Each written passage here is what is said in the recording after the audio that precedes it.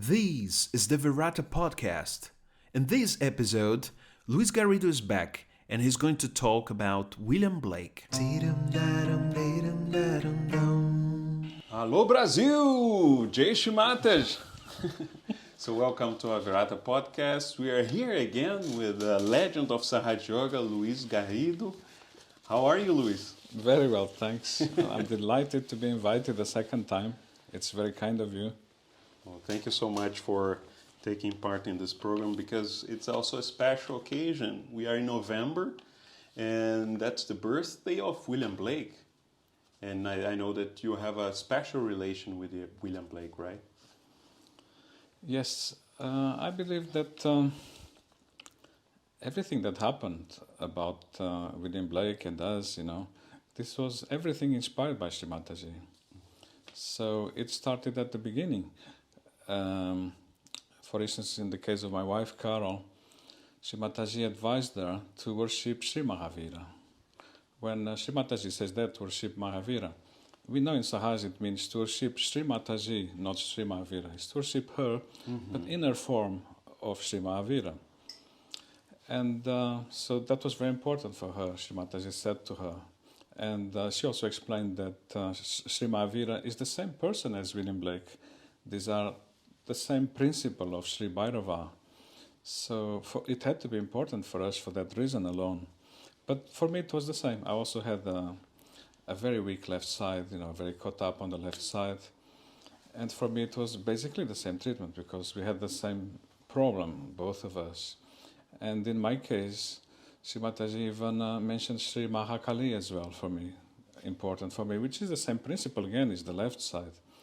And she encouraged me by saying, even Vasco da Gama, he showed a lot of respect for Sri Mahakali because when he was a Portuguese navigator, they say that he found the maritime route to India. I think the Indians knew that very well, but he was the first Portuguese person to come with those boats and find that route by sea, and he landed in South India. This is what Sri Mataji told me, and he saw all those statues of Sri Mahakali there, and he assumed this must be the Virgin Mary. For him, who else can it be? It's the Virgin Mary. So he felt a bit shocked. These are the best Christians in the whole world. They have so many statues of the Virgin Mary. How can this be, So he wrote back to the king in Portugal saying, change of plan. We cannot have a war with the Indians because they are the greatest Christians.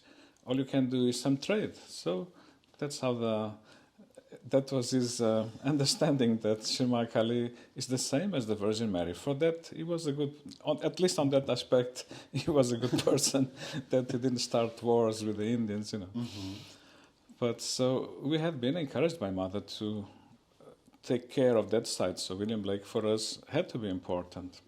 William Blake already was very important to me before Sahaja Yoga as well. And I felt that he helped me a lot during those 2 years before Sahaja Yoga. So you were also reading his poems before Sahaja? I was trying to, but my English was very poor. I was mostly looking at the pictures and trying to read. I had to take English lessons at the time. But even with a few English lessons, it helped, but still not good enough because it's quite difficult to read. For me, at least, it's quite difficult to read and to understand William Blake. But I liked it a lot. It must have been helping me.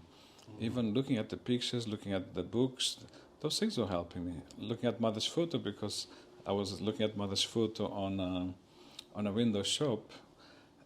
That must have helped a lot. So. I only discovered that later. When I first saw Sri Mataji, I remember saying, thank you, Mr. William Blake, because it allowed me to be a bit closer to Sri Mataji and to translate and to talk to her.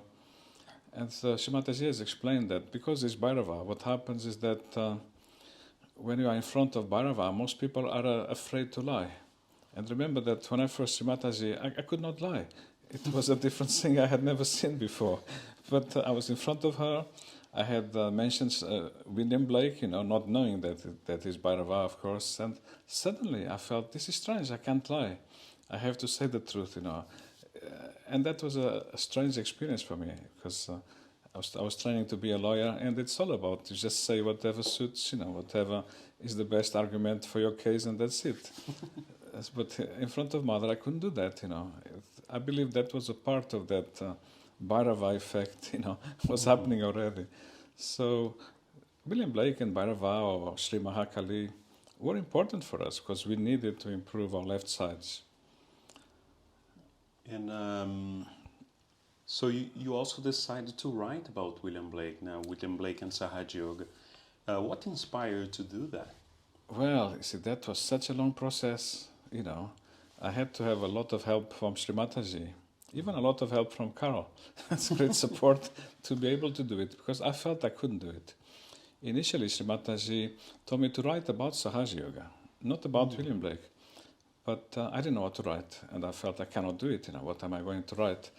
And in the end, we decided I'm going to write a newsletter from Portugal. So I wrote a newsletter about Portugal, but because I didn't have much to say, there were not that many news in Portugal since Mother had left. And I had to write something about Sahaja Yoga, so... Was it in English or in Portuguese? No, in English, actually, for Mother, because I was writing for Sri Mataji. Okay. It told me to write, so I was writing, for, a letter for her, a newsletter. And so I put some... From my book, I cut 2 little paintings of William Blake, and I stuck them to the newsletter and wrote a little bit about William Blake on that newsletter. So when I came to London, I was waiting for an opportunity to see Sri Mataji, hoping, of course, there might be a public program or something, So then a message came that those who are free, if they want, come and see Sri Mataji, go to her house. There's a few little things you can help there if you want. Of course, I wanted. I went straight away. When I arrived there, I couldn't believe it. On Mother's coffee table, there was that newsletter that I had sent about 6 months ago. So I said, Mother, that's the newsletter I sent. And she said, yes, I know. I was reading it today again. She said, I like these things. You put those paintings there of William Blake. I like that very much. And you wrote a little bit about William Blake. That's very nice. I enjoyed that, And then she said, I even keep this newsletter on top of that cupboard there, so I can see it, because it helps me to remember you, people there in Portugal. I like to have something about Portugal here too, so I keep my attention on you to help you. And I felt, my goodness, these little paintings of William Blake, Mother liked it, So at that time you didn't know that Sri Mataji liked the paints of William Blake, right? No, I knew. In fact, you I knew. discovered that from day one, Okay. because the other Portuguese Sahaja yogis, in their bedrooms, they had big posters of William Blake. Wow. So I couldn't believe it. Oh my goodness, what is William Blake doing here? I thought, this is Sahaja Yoga. Oh, he's part of this. Oh my goodness, it looks like I joined the right club. It even brings you William Blake as well, Yes, they told me William Blake is part of this Sahaja Yoga. Oh, fantastic, So since he's part of it, that's why I put those little paintings of William Blake. Wow. But Mother didn't tell me to write about William Blake. She told me to write about Sahaja Yoga. So later on, this was a long process for me, because I didn't feel I could write about William Blake. I used to feel I can't even write about Sahaja Yoga, nothing really. So there was a situation I was in the middle of quite a serious legal problem, because I was trying to avoid the military service. Sri Mataji advised me at that time to continue university studies, because that's one way of delaying. And whilst I do the university studies again, my passport may be approved. It may take a year or a year and a half even to get a British passport. So I needed to do that course, And I went to the interview. I was offered the place, And then I disagreed with the price. I thought the teacher was discriminating against me and charging me double the fee because I'm from Portugal. But this is EU also. Portugal is part of the EU. So this is discrimination. So I told him to lower the price and give me half price like he does to all the English. He said, no way, you are a foreigner. You have a Portuguese passport. Oh, but Portugal is part of the EU. This is discrimination, So I did something stupid. I sued him. I took him to court, And of course, then he threw me out of the course because I sued him. It was free to take people to court on the grounds of European law in those days. In England, there was legal aid for doing that. So I had nothing to lose. It's free. So, but this is, I had been through a revolution in Portugal, so my understanding of things was quite radical in those days. So I know the teacher is breaking the law. It does not respect the law, I'll take him to court, He's discriminating. And then I got thrown out of the court, so I have a legal problem again. What about my military service? Back to square one. So I felt I can't solve this now. I've really blew this one, So I went to ask Mother for help.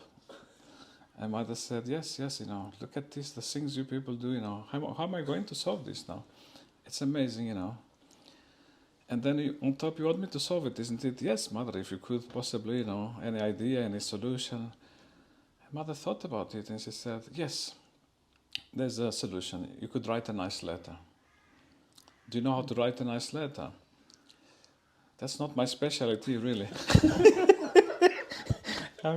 So Shivataji dictated a letter, for me to write. Mm-hmm. So I memorized the letter and then I wrote it. And then she said, I think, let Carol, whatever you write from what you remember, I said, ask Carol to rewrite it again.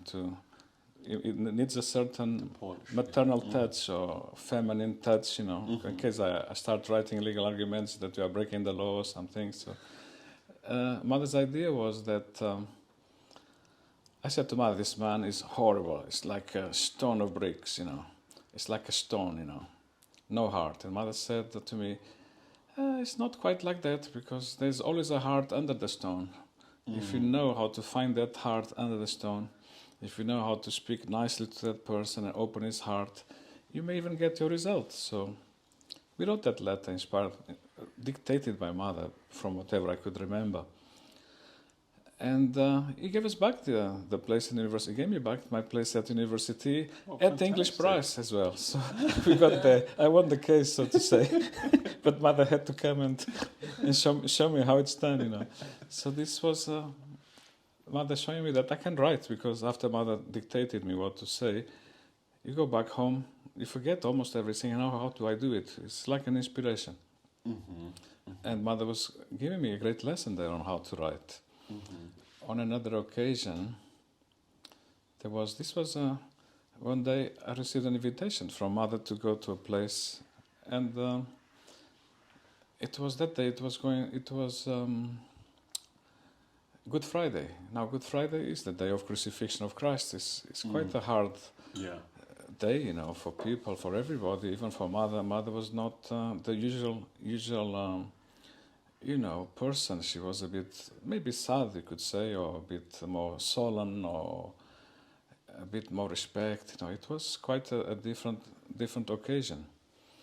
Now, the person didn't give me the correct message. He told me to come if I was free, which I was, of course, and Mother had asked me to come to write down a letter that she was going to dictate for the newspapers.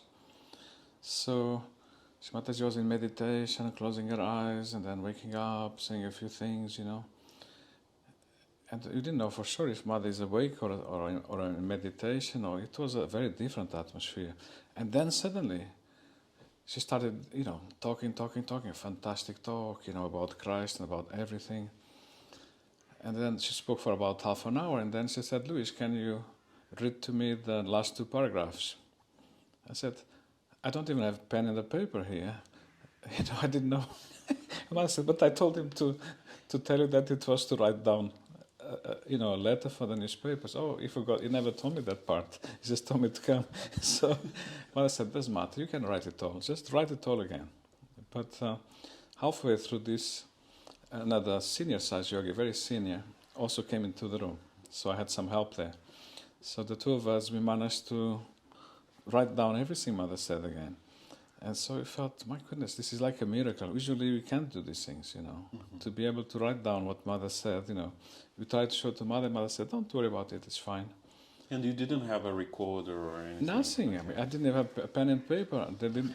The person gave me the message, forgot to tell me it was for writing down that thing, So that was another letter that Srimataji dictated to me. It was helping me to give me confidence on how to write. On another occasion, she also told me to write down my testimonial about Saj Yoga. So, and again, I said to Mother, I don't know what to write, Oh, don't worry about that, How hard is that? You can write, And then she dictated the whole letter to me. What a fantastic letter she dictated. So Next day I go back to my room to write it down, and suddenly, oh my goodness, I can write about Sahaja Yoga so easy, Of course, Mataji dictated everything first, and then I'm writing. I think I can write about Sahaja Yoga. It's an illusion, Mother was really helping me that way. And this letter was to do with an attack that they were doing some attack against Sahaja Yoga in India, in Maharashtra. In fact, during the Indian tour, all the Sahaja Yogis were sitting together in a place, meditating. Mataji was on the hall, on the stage, and some people came and threw some big stones at the Sahaja Yogis, They didn't like Sahaja Yoga, a small group of people there. I think they were part of a false guru, right? They were members of that, they were like disciples of a very bad false guru who didn't like Mataji or Sahaja Yoga. In fact, they didn't like any religion at all. They used to call themselves the rationalists. Means they don't believe in superstition, they don't believe in God, they don't believe in scriptures, any deities, just rationality and science. And they felt that Mother was spreading traditional knowledge of the deities, so they were angry with Sahaja Yoga. So those testimonials, the testimonial I was writing about myself, how much Mother helped me in Sahaja Yoga and my wife and family, and how much Mother helped everybody. This was important because it comes from the West for the Indians in Maharashtra to see. Look, even the people in the West, have received so much help from Sri Mataji and cures and miracles, everything. So Mother dictated a fantastic letter. When I wrote it the next day, I almost convinced myself I can write about Sahaja Yoga. So this was starting to happen, And but I still didn't know what to write about. Now my confidence now was improving. I was also doing lots of transcripts of Sri Mataji, transcripts of her talks, So that was another way of practicing. What I didn't have was a subject, So Mother told me to write about Sahaja Yoga, but I didn't know what subject to write about. So at the same time, I was also reading a book against false gurus, but the book was written by a false guru himself. So this is very strange. It's a false guru writing against all the false gurus. So it's not really a good book. And then he even writes against Sri Mataji as well. Can you imagine? So I underlined those 2 lines that were there in 2 pages. He was talking against Sri Mataji. He was talking against Christ, talking against all the prophets of the Old Testament, talking against Sri Krishna, against the scriptures. The man hated God. He didn't believe in God. And so I showed this book to Mother. Mother, do you know about this man? Of course I know about this man. This is the leader of those people that were attacking me, that I asked you to write the testimonial. So, and there I was reading a book by him. This was like, in Sahaj, all these little mayas and little miracles keep happening. It was all related. So I was reading about that book, and Sri Mataji asked me to write a nice testimonial denying everything he's saying to send to India for the newspapers. And then in the end she told me, look, you've been asking me what to write about because you tell me you don't know what to write about since I told you to write about Sahaja Yoga. Why don't you write about William Blake, she said. Because William Blake is a man who really didn't like the rationalists. He spent his whole life writing against rationality. He was a man with great devotion to God, great devotion to Christ. There is even that painting of, it's Aristotle that's in the depth of the ocean. I think it's one philosopher that he actually is criticizing. Newton. Oh yes, right, yes. Another great rationalist. Yeah. Although Newton, in fact, was a man who believed in God. Even Newton was not so bad like these rationalists, because Newton had a lot of faith in God, but it was a kind of a more rational type of deity, that sets the laws of the universe in motion, and then it doesn't have much to do with humans. He's there in the spheres, it just makes the laws. And Blake believed in a God that is here with us, helping us at every step when we pray to him or ask for help. He believes in God incarnating, like Christ came. Christ is like God also, or the Son of God, and he's there here with us on earth. And of course, so he was foreseeing the advent of Sri Mataji, which is again an incarnation of God coming here to England. So, but yes, Blake was against all those things. So that's when she told me, well, now since you have that book in your hand, about a great rationalist, you might as well write about William Blake, who is the person who really specialized in writing against the rationalists. And that's how I got that instruction from Mother in the end.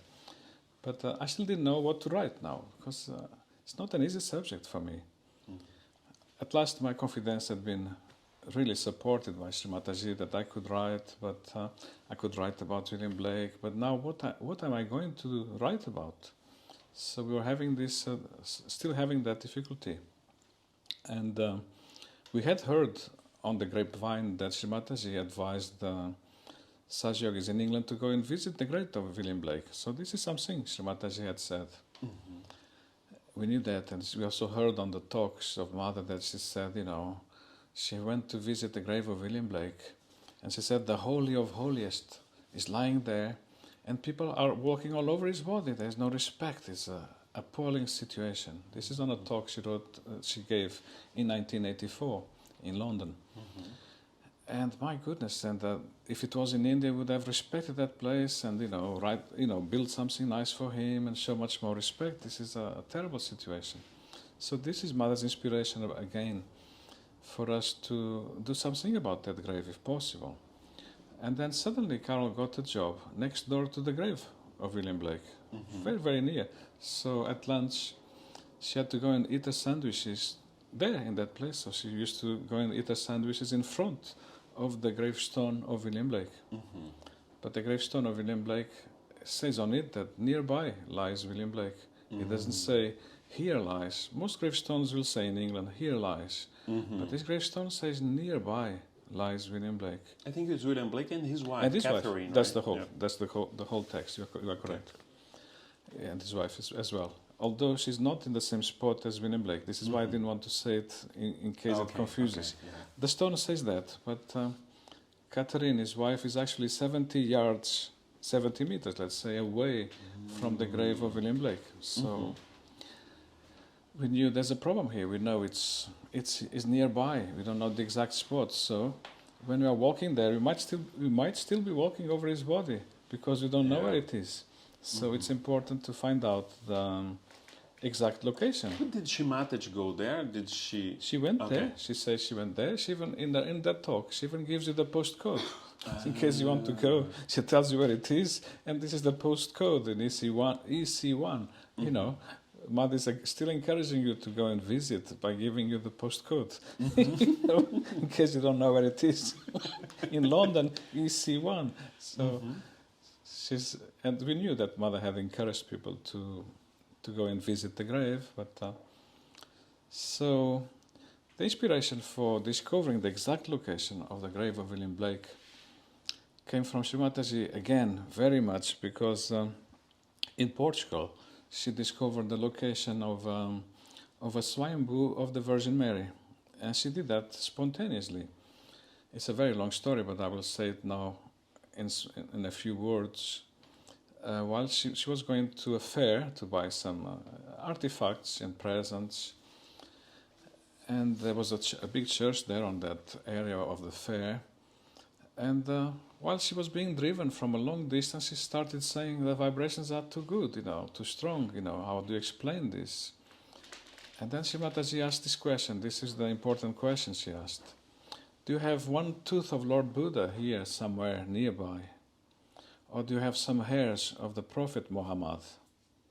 Because that would justify Mother feeling such strong vibrations in a place like that, which is not a very special place. It's the outskirts of Lisbon in those days was a bit run down, It didn't look like a special area still, And the Sahaja said, no, Mother, we don't think that we have this type of thing here. You might have heard, Then I said, I think it's probably a Swayambhu, Sri Mataji said. And vibrations are too strong, this is fantastic, As the car approached, getting closer to the church from still a big distance, Sri Mataji said, look there, there's your Swayambhu. And that was a tiny little statue, much less than a foot tall. And that statue was going out on a palanquin in a little procession. And from a distance, Sri Mataji said, yes, that's your Swayambhu. Go and find out. Go and find out the story behind this. And in that church they had a little leaflet, a booklet, in fact, telling the story of that statue. That statue actually came out of the Mother Earth. You know, a dog fell in a hole. They couldn't get the dog out, so they dug the side of the hill to save the dog. And in that grotto, there was the statue of the Virgin Mary. That statue started doing miracles and lots of cures, you know, so people knew this is a holy statue. Mm-hmm. And so it was decided to build a church above the grotto, you see. So Mataji, in a sense, when she taught us this aspect that even one tooth of Lord Buddha or even some hairs of the Prophet Muhammad is enough to give such strong vibration that vibrations that Mataji can feel it at a very long distance. Now, me and Carol, you are there next to the grave of William Blake. We already know it's nearby. So, on top you have all the teeth, not just one tooth, buried there. We have all the hairs of William Blake. Mm-hmm. We have all the bones, even the whole body there. So maybe, you know, some very mediocre-sized yogis like me and my wife, we might be able to also feel it on vibrations, the location. You see. And so it happened, you know. We walked from that stone straight to the grave of William Blake and felt, my goodness, the vibrations. In case you don't believe in vibrations, you know, you just could not doubt that. It was, I sometimes describe it as if someone poured a bucket of cold water over us in August, you know. It was a hot day, and my God, it was amazing sensation, what a bliss. And then came a divine cool breeze, a divine fragrance appeared. And we were amazed by that. And Carol then said, because Carol was born in India, and she said, oh, I remember this fragrance from when I was very little in India. After raining, this was the fragrance, you know. Oh, I love this fragrance. You know, this is incredible, you know. And then she said, you know, there's an English plant here in England that also has a similar smell to this. Not quite the same, but similar. So I think we ought to check. But this is very difficult because that plant is not in season. So that plant could not be there in flower anywhere else. But just in case, let's walk around the cemetery and see if you can smell the fragrance somewhere else, coming from somewhere else. Let's walk around with the vibrations and with the hands and see if you can feel the vibrations somewhere else. Nothing. No fragrance, no vibrations. We went round the whole cemetery. As you came back to the same spot, boom. What a column of cool vibrations, and the fragrance is there again. Only in that place. So we knew this must be it. This has to be it, you know. And then we said, all right, we'll come back next week. Let's see if we can feel it again in the same spot or not. If it moves to a different place, then okay, fine. It's Maya, you know. But we need to test it, you know. So we came back next week, next Sunday.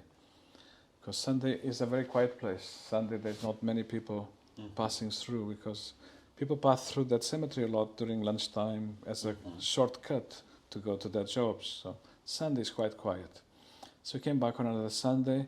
Our purpose was to see if we can feel it again and if we can also smell the same divine fragrance.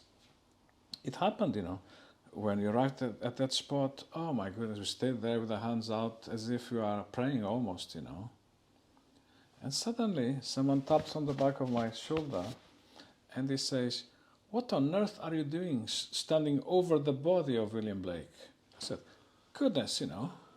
And how do you know that this is the how do you know that this is the spot of William Blake? Are you praying to William Blake? Yes and no. I mean, this is different because this is Sage Yoga. We were feeling the vibrations. Do you know you are standing over the body of William Blake? Yes, I mean, we think so. I mean, the problem is how to prove it to other people. He said, well, I also know that this is the place, he said. But who are you, you know? Oh, see, he said, I have an art degree, and my favorite painter and poet is William Blake. So, I mean, William Blake to me is my life. That's why I know. And I work here as well. He was working as a gardener, because having a degree in art, sometimes you cannot get a job easily. So he was working there as a caretaker. And he said, let me tell you the story then, how I know that this is the place. Because in the past, many years ago, people used to know that the location of the grave of William Blake. But then there was a law ordering all the graves to be taken away from that area and to create a nice lawn. And so that stone, by law, had to be removed to the side. And this was the man in charge of the cemetery in those days, the old man. So this man we met, Robin, that's his name. He said, I met this old man who used to be working here during those days. He was the man in charge. And he's the man who took the stone of William Blake used to be here, where you are now. And he put it over there because he didn't want that stone to be lost or destroyed. So he put it over there. And last week he was coming here. Since just last week he's coming here, and every day he sat in the bench opposite that stone, opposite the location of William Blake's grave. Mm-hmm. So Robin asked him, why do you come here, stay very quiet here in this bench, why this spot, you never go to a different bench, what's so special about this bench? And he said, this bench is opposite the grave of William Blake, that's why it's the best bench for me, and I'm here to give thanks to William Blake, and to God also, because he felt that job is what made him such a success. He became a millionaire. It's after doing that job there. He paid a lot of respect to everything. He was a very, very decent, responsible man, and he got promoted. And after that, life went very well for him, and he became a millionaire. So that's why he came to say thanks. He refused to give his name because sometimes millionaires don't like to give their names. People come to them for raising funds for this, raising funds for that. So Robin was in trouble. He said, I know this is the place of the burial of William Blake, but I have no proof at all, he said, because no one is going to believe me, an old man told me. And you people, meaning me and Carol, you also know that this is the place you discovered alone on vibrations, but who's going to believe you about vibrations, you see? So what you have to do, he said, this is like you are a God sent, because Carol is a landscape architect, so she can do all the measurements according to the coordinates to determine the exact location again, because that location used to be known and used to be determined by the coordinates that they write on the burial book. They write the coordinates of the location. So it's a matter of making those calculations again.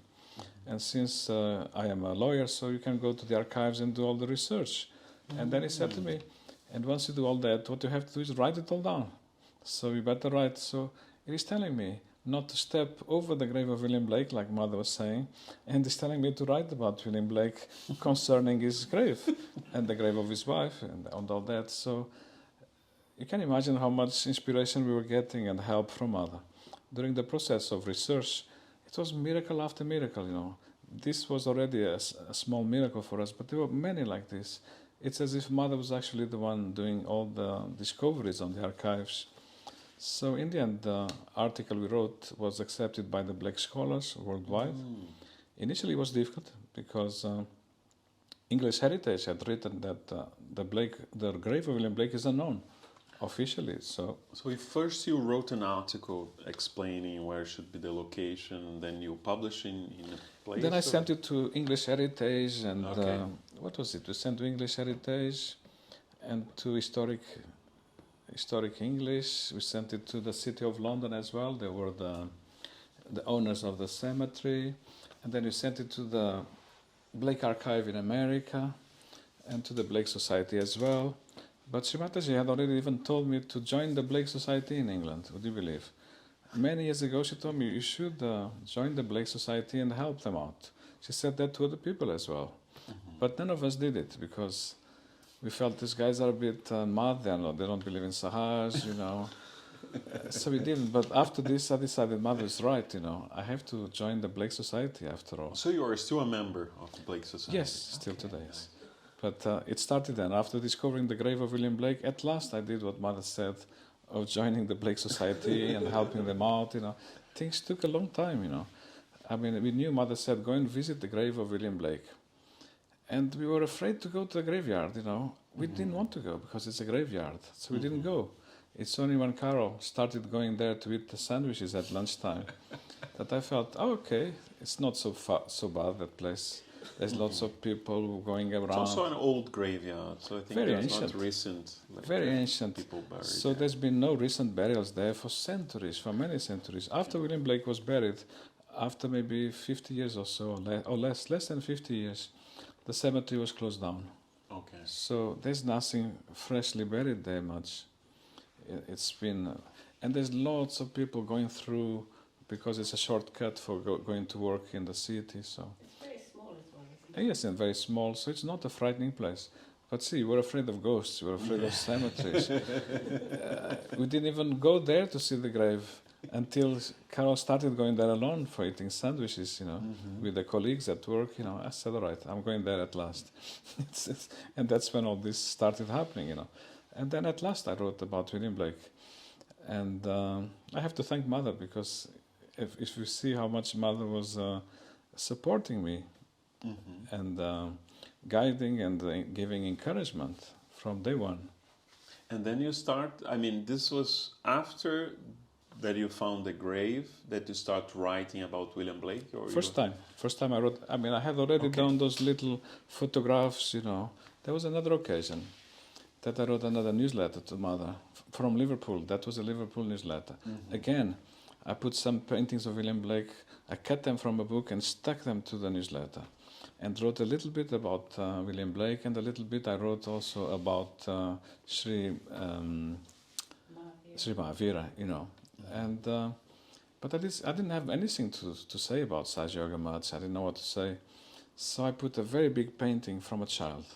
This was a painting made by a small child, 7, 8-year-old, of a beautiful painting of Mother fighting with all the negative forces in the skies, like a cosmic fight in the air, Mother is kind of dancing in the skies and fighting the negativity. And this was a 7 years old boy who did this painting, So I got a message from Mother.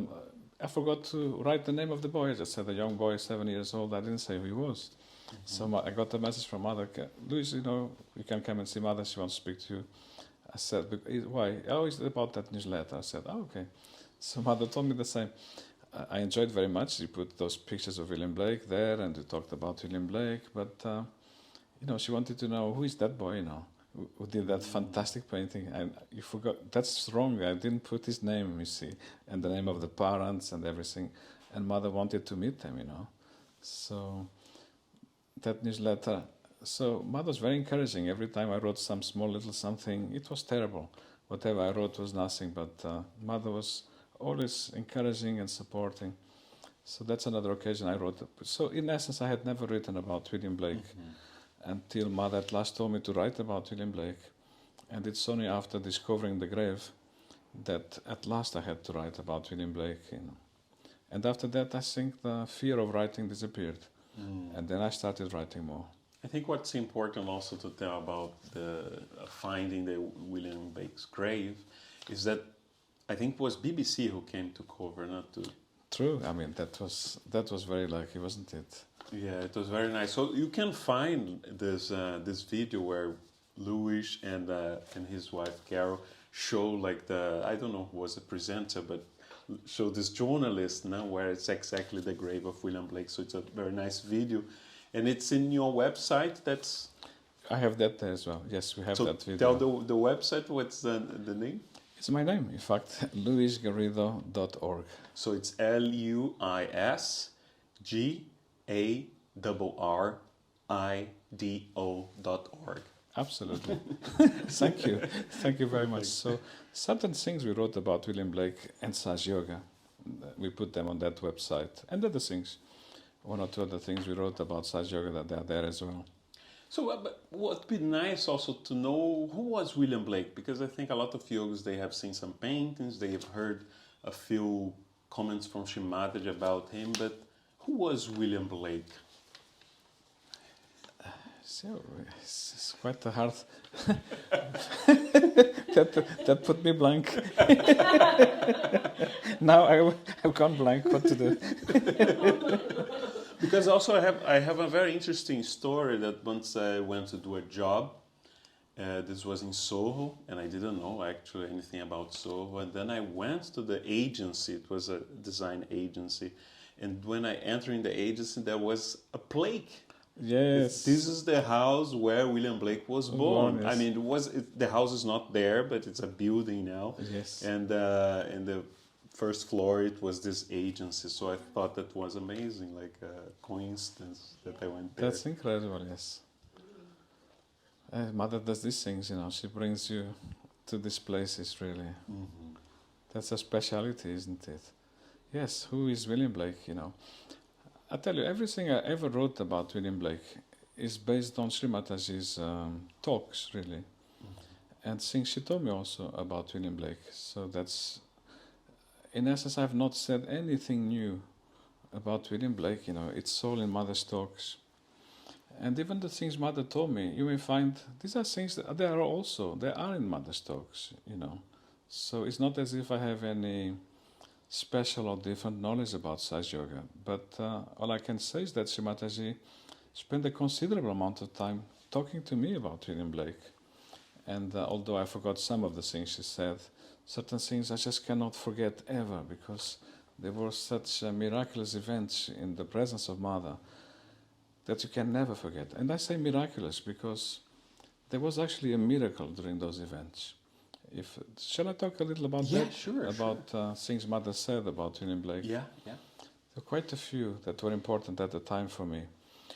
I was at Mother's home that day, at Brompton Square. And there were, of course, there's always lots of people there. There was also a French Saj yogi there who was just passing through. And he noticed that on Mother's coffee table, there was a book of William Blake. So Mother told us to come to the sitting room because she was going to talk to all of us together at the same time. And we were there waiting because people come one by one. Some people are doing like dirty jobs, painting. They have to take their overalls out and comb their hairs or whatever they're doing. It takes time to come, or they want to finish and close the tins from the paints, So when Mother said, everybody come now, I'll speak to all of you together, there were a few people missing still. We're waiting for them. And this French Saj yogi said, "Oh, Mother, that's a book of William Blake, isn't it?" Yes. And he said, "Mother, can I see it?" And Mother said, "Yes, you can, but you know what? I'll show it to all of you at the same time then. That may be the easiest, So we're still waiting for another 3 or 4 people to arrive. Mother wouldn't start until those arrived, because, they need to change clothes, depending what job they're doing. And she started looking at the book of William Blake, page by page, because she was going to show it to us, And each and every painting of Blake in that book, Mataji was looking very carefully. She was putting the head almost inside the book to see, And she was saying, yes, wonderful, wow. And Mother's face was like transforming, She was so much enjoying those paintings, Then she went to the next page. She did the same, She was sometimes going very, very, very close to the book to see in great detail whatever was there in that painting. She wanted to see the exact detail, and then she was kind of zooming out and seeing the whole painting. And she was saying, "Oh my goodness, this is amazing, wonderful, wow. And we were just sitting there waiting. And Mother is not saying anything, it's just Mother is watching the paintings page by page. And it was like a show in itself, just seeing Mother's face and Mother's exclamations of wonder and enjoyment. And so, oh my goodness, this is going to be incredible. Whatever is there in that book and Mother is going to show us, this is going to be fantastic, you see. So at last those guys that were missing, they arrived, they sat down, and then Sri Mataji started from the beginning. She looked at each page, and then she turned the book and showed it to us. When she showed it to us, we were like, what amazing vibrations, This doesn't happen every day, at least not for me, to feel such strong vibrations like this. Not just to me, to everyone. Everyone in that room, we all felt the vibrations were so strong. We were all saying, wow, just like Mother was saying. It was contagious. Suddenly we were all crazy about William Blake. It was like we were the greatest fans of William Blake, all of us now. And then Mataji would say, do you see this detail here? Do you see, this is about Saj Yoga. Can you see the vibrations of someone, whatever. There were Sahaj motifs in those paintings about Saj Yoga.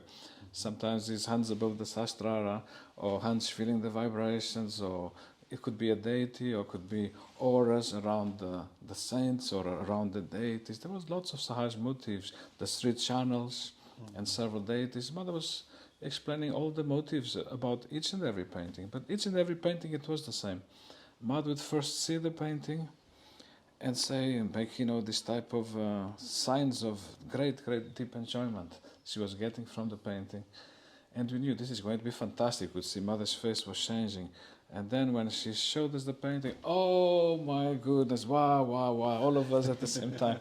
It was like you didn't applaud because, we were in front of Mother, otherwise you would have applauded. It was incredible. And then again, Srimataji would show us some little aspect that is obviously related to Sahaj. And this went on, the whole book Mother went through. What a long time, So this was perhaps one of the greatest... by the end of the book, before Mother would tell us what are the Sahaj elements, we would, oh, Mother, I can see this, that, and that. All of us, now we are experts, we're telling Mother what are the Sahaj symbols, the Sahaj elements in it. Mother didn't even have to tell us anymore. We all became experts that day. It was a tremendous lesson of Sahaj for us to see. We can actually feel great vibrations from William Blake's paintings, well, especially when Mother is there, that's for sure. And you don't need to even understand anything about these paintings in order to enjoy the vibrations from them and to have a great experience, because we didn't know the meaning of those paintings. Some are quite obvious, If it's a painting of Christ, we know it's a painting of Christ or the Virgin Mary with the baby. Yes, those, of course, we understand the subject at least. But most of them, we don't know what it means. And still, the vibrations were incredible. So that was the main lesson, to understand that it's not necessary to understand the paintings rationally. Even just the vibrations of it is a great start. Then if you want to read what it says on the book, it might explain you a little things about that painting, or you might be able to see those Sahaj elements in that painting. So to me, that was the greatest master class that Srimataji gave us about William Blake. It lasted so long, and I was a fool because I never wrote down things Mother said, just kept it in my head. I thought I'd never forget this, but one does, So if you ask me, I used to be ashamed when I've said this story. People ask me, tell me the name of that book. I don't know. Can you tell me what Mother said about each painting? That I don't remember, you see. That is too much, to remember. So I wish I had written certain things like this. So I think 2 years ago there was an amazing exhibition of yes. William Blake. So Yes. it would have been amazing to go with you, and perhaps you would remember some of the comments from Srimataji. Yes, I also went to that place, the Tate Gallery, with Srimataji in person. She went there, and I also went with Mother. There were a few Sajogis at the Sajogis as well, a few. Place was very full. That exhibition was very, very busy. But Srimataji, this is what amazed me at that time. She looked at each and every painting of William Blake, each and every one, and she even read what's written there by the curators about that painting. Mother was really doing in-depth understanding and research, and I don't know, Mother showed so much interest for William Blake, and that really was an inspiration to see. On that day, I received the message, the invitation, but we had a small baby. And it takes more than half an hour just to dress a baby up and prepare a pack and a bottle and the nappies and this and that. And Mother was going to go. There was a very short time, in half an hour, Mother is going to be there at the museum. So I said, Carol, forget it. Because I know it takes half an hour to prepare the baby and all that, I just rushed and went. And I said, I'll take you there next week, But I don't want to miss this with Mother, So I rushed there and arrived just on time still. And what Carl was saying was that it really pays to look at each painting in detail and try and see it carefully, the way Mother used to look at those paintings in great detail. The details are important. And she even read what's written there. Mother knows everything, but still, she bothered to read what's written by the curators and look at the paintings very carefully. But the most extraordinary thing she did, because this is a public place, there are other people there, the place was very full, and Mother put the hands towards each and every painting to feel the vibrations. And she told us all, see, can you feel the vibrations of this painting, And then mother would move to the next, and then we'd go there. Oh my God, yes, we are here in a place so busy, such a crowd, and we can feel the vibrations of this painting, Next painting, the same. Mother saw the painting, studied it, looked carefully, put the hands towards the painting, and she said, amazing, amazing, can you feel the vibrations of this painting? We'd all go there, all of us, 4 or 5 of us. Oh my God, that's amazing, how can this be, Even sometimes, some days, we don't feel vibrations so clearly, but that day in a busy place, we felt the vibrations so strong. All right, Mother just looked at it, she probably, is boosting the vibrations of the painting, or vibrating it for everybody as well, but it's still a very big experience. She did that to each and every painting, she saw everything. But the last thing that impressed me the most, there was a cabinet, glass cabinet, and there was some very little engravings that William Blake did that tiny in there. Carol, what do you say, what's the dimensions of those things? How many inches? 4 inches at the most. Sorry? 4 inches.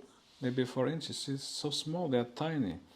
And Mother was, bending down towards the cabinet to see those paintings, those engravings. Mm-hmm. And how many are there? Those, I think it's 21, isn't it? The verse illustrations, I think it's 21 of them. So Mother was looking, I can't remember the exact number, but Mother was looking at each and every painting and putting the head almost inside the cabinet to see it, And the thing is so tiny. And Mother spent so long, looking at each and every of those Virgil illustrations, they are called. I couldn't even see them properly, leave alone understand what is this about. But Mother's, again, the same, look, check the vibrations, this is amazing, these are really incredible. So I never forgot that. So later on I went to see in a book, what's all this about? Because I look at these illustrations, I haven't got the clue. So, but in some books they will tell you what is the story of the poem of Virgil that William Blake is illustrating. So if you read the poem that Blake is illustrating, then you look at what Blake did, and you realize it's a story about Sahaj Yoga, really. This has a Sahaj motive about the guru, about a disciple that is totally on the left, very depressed, very sad, and then the guru, brings him up to balance again with lots of love, lots of instructions to him to look at the nature, to enjoy the nature, to be relaxed, to forgive people. The whole story, then suddenly the disciple becomes a great friend of the guru and is totally cleansed, and he starts singing bhajans. He starts writing songs himself, the disciple. So it ends up singing bhajans. It's such a cleansing that the guru gives to the disciple.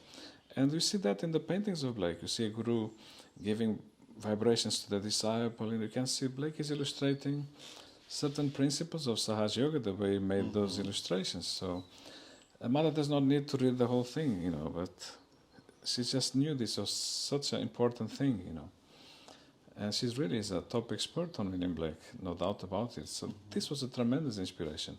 I ended up writing about these Virgil illustrations because that day when Mother was showing us the book of William Blake, she said she liked the paintings of Christ by William Blake a lot. So I ended up doing a presentation showing all the paintings that William Blake did about Christ, which is many of them. We did so many. So we have a presentation which is the life of Christ through the paintings of William Blake. This is also inspired by that session that Mataji showed us the paintings. She said she likes the way. And it's also in your website. It is there as well, a presentation about the life of William Blake seen through the paintings of William Blake. I did that. Life of Christ. Life of Christ, yes. This was inspired by Mother because when she said that she liked the paintings he does of Christ so much, and the big auras he puts and vibrations coming from Christ and all that, I said, this is nice to share with every people in Sahaj, every person to see it. So they are there if you want to see. And many of the things, almost everything I did is really the result of something Mother said or inspired by Mother. I don't know if I'm taking too long with this. No, that's, sure. that's I excellent. mean, because Mother said a few more things to me about William Blake. There was, I think this one was particularly important for me. She said, there was also another French yogi that day that came to see Mother there at Brompton Square.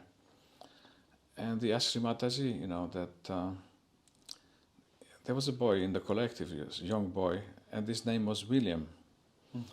And so he asked Mother, is this boy the reincarnation of William Blake? He asked that to Mother because somehow he did not understand the story about that boy. It's very interesting. The father of that boy was one of the first Saj Yogis that he was always reading William Blake, that Saj Yogi. And while reading it, he could say, oh my goodness, this is about Saj Yoga, this is about Saj Yoga, this is about Saj Yoga. And then he would go and show it to Mother, and Mother said, yes, absolutely, no doubt about that. So, because he was so enthusiastic about Blake, and he was always discovering prophecies about Blake inside the writings of William Blake, when his son was born, Mother said, we are going to call him William in honor of William Blake, and in honor of the fact that the father was such not so knowledgeable he was about William Blake, always reading it. In fact, in the end, Mataji said, in fact, the whole book of Milton, this is a book written by Blake. Blake wrote a book called Milton, a poem.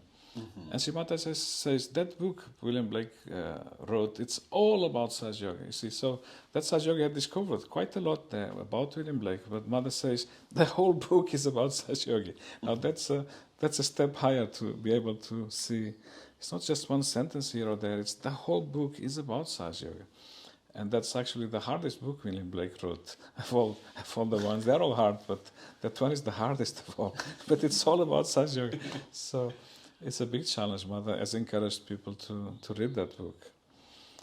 And in that book, in fact, the front cover of that book, they call it the frontispiece, it's a picture of Milton.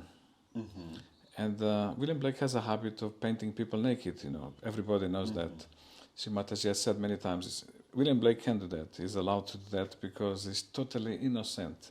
It doesn't matter. When he does it, he's such a personality. He's not trying to excite our base instincts. It's something sublime, divine. The fact people are naked, sometimes, not always, but so many times, Blake paints people naked. So he painted Milton totally naked. But look, you are looking at him from the back.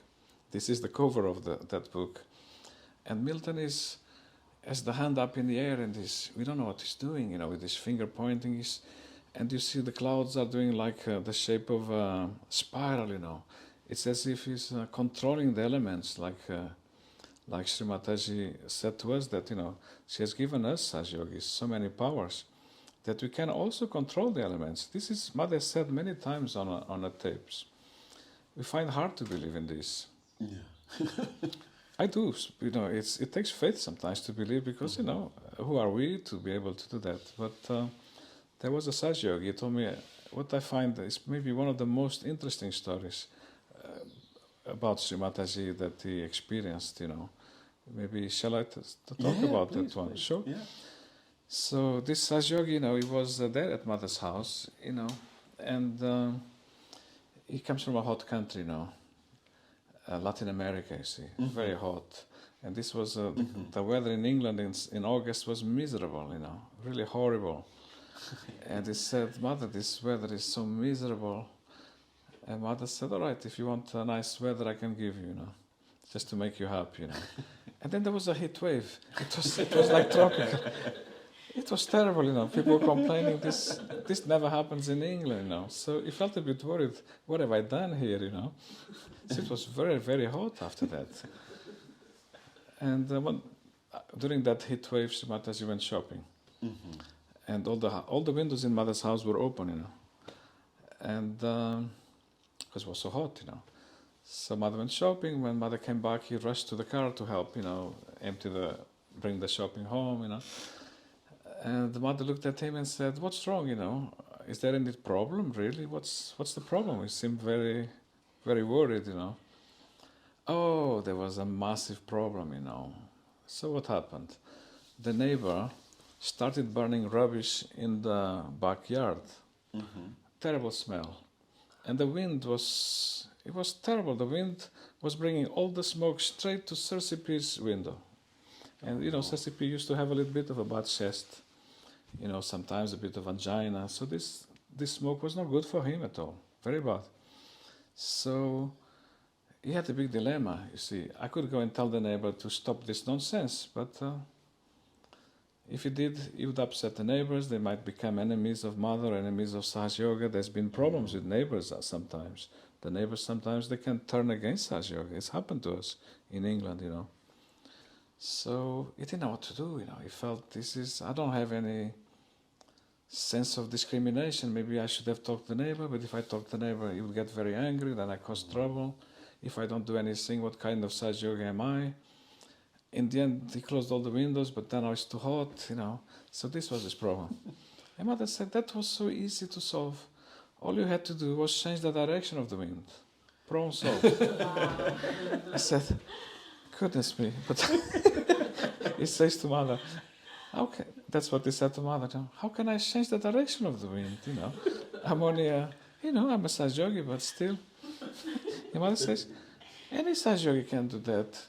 Don't you have vibrations in the hands? Yes, but like this. So mother raised the hand. And he couldn't believe it. The clouds all moved to the other side of the sky, Goodness me, and the wind, Oh my God. Then mother used the other hand and move them to the other side, See, that's easy. You can do it, He didn't believe it, So I said, you know what to do tomorrow? Go and do another big fire in the backyard as well. And then you decide where the smoke is going to go. But make sure it doesn't go to Sasipi's window, that's all. So he had to do it because mother told him to do it. Mm-hmm. So it happened, He was able to do it also. He makes sure the wind doesn't go to the wrong place, And he said, oh my goodness. So he told us that story. Have you ever tried to do it? No, I have never tried. I mean, I don't dare try this, Yeah. But that story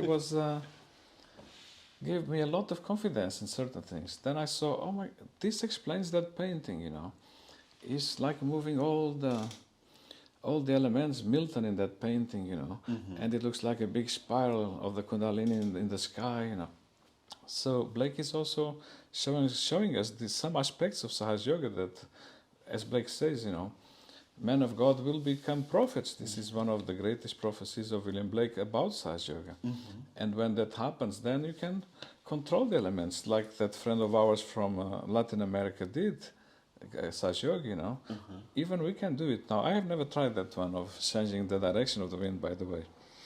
But we had just heard that story. And we were going on a walk, me and Carol, by the river with our baby, in the pushchair. It was very cold, Now, I used to tell Carol that before Sahaj Yoga, I boasted a little bit. I could do a few miracles too. But that after hearing that story, I told her, look, let me tell you that the truth is, before Sahaj Yoga already I was doing a few little miracles too, Oh, really? That's fantastic. Tell me about it, So I had told her my little miracles, The little miracles were very silly, I mean, going to church, me and my cousin, we didn't like the letters of St. Paul, If the priest read the letter of St. Paul, oh my God, that's worse. And then the sermon was horrible, We didn't mind if it's the other parts of the gospel, St. Matthew, St. John, or St. Luke, or St. Mark, but letters of St. Paul, we didn't like it, So I used to say a little prayer now, oh God, please, not today, not a letter of St. Paul, please, please, please, not a letter of St. Paul. And we knew, if ever I said that prayer, we would never get a letter of St. Paul. But if I forgot to say the prayer, there it is. The letter of St. Paul. So we knew this was one of my little powers I had. I boasted to her. You see, because after hearing that story, I told her, I also used to do a few little miracles before Sahaj even, And I boasted another one. This one is very silly also. This was that. You see, the Atlantic Sea is very cold. And we were very young and very thin, all of us. We were taking a bath in the sea in September. It's very cold. And unless the sun is shining, we need to dry ourselves very fast in the sun to get warm again. Because we're very thin in those days and very young.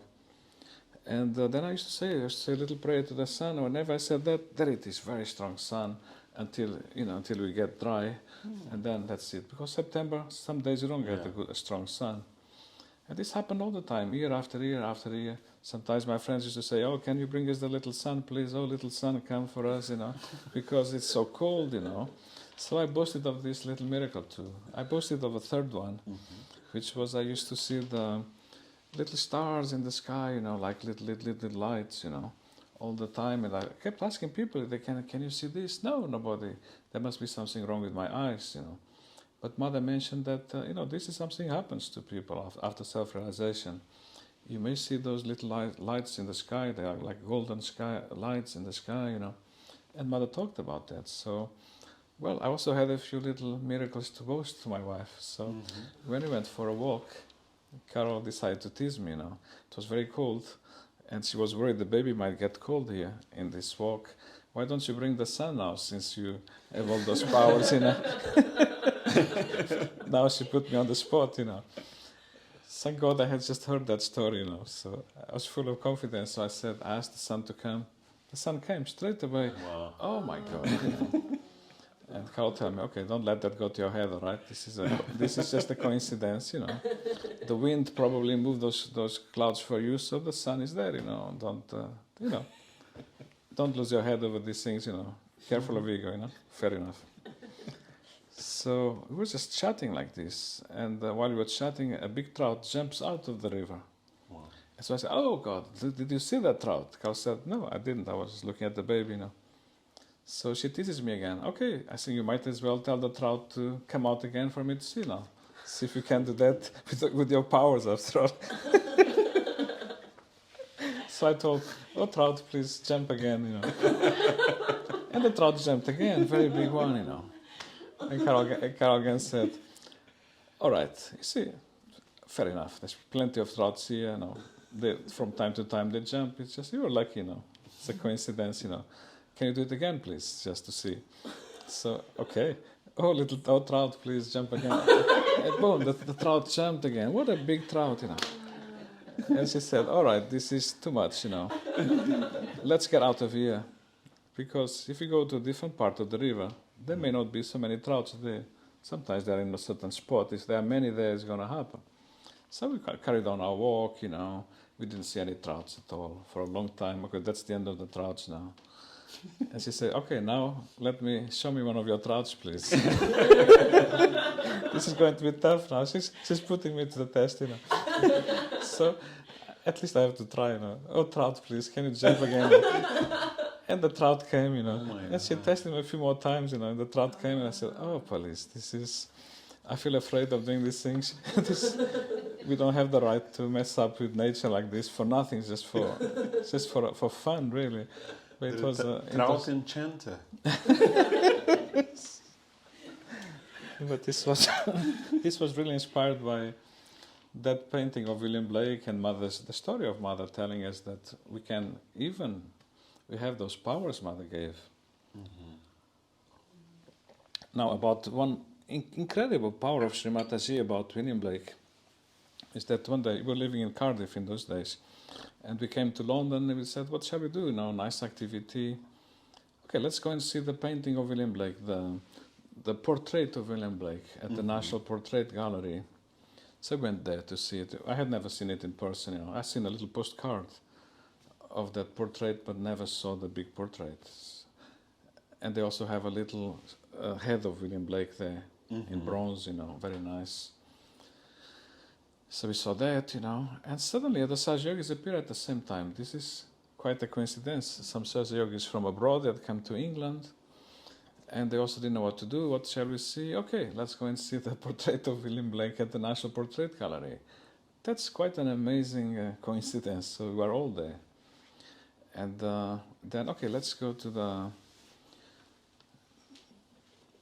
the shop where they sell, postcards of William Blake and little things, And I said, oh, look, they're also selling a replica of the head of William Blake, which in the books they used to call it the mask of William Blake. And some books called it the death mask of William Blake. So, all right, I'd like this, I said, maybe Mother likes one. Okay, let's buy one. If Mother likes it, we'll make it a collective present for Mother. If she doesn't, I'll keep it because I like it. Even if it's a death mask, I like it. But Mother may not like it if it's a death mask. I don't know. We don't know. Best is to ask Mother. But when do you get to see Mother?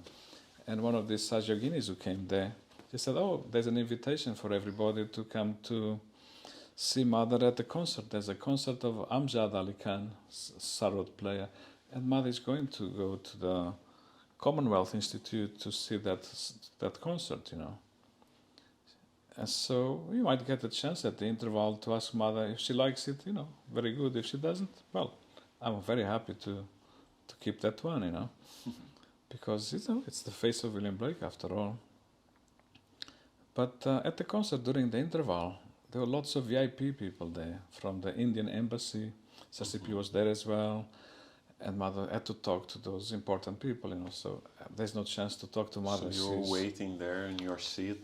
No, we were standing outside during the interval, you Okay. see, and Mother's talking to those very important people, There's no chance to ask Mother, And time is running out. It's about time to go now back to the concert. I miss my chance, really. You never know, The box, the head of William Blake was inside the box. The box was very tightly fit. So when you open the lid, you cannot see the face of William Blake. All you can see is the bald patch here at the top of the head.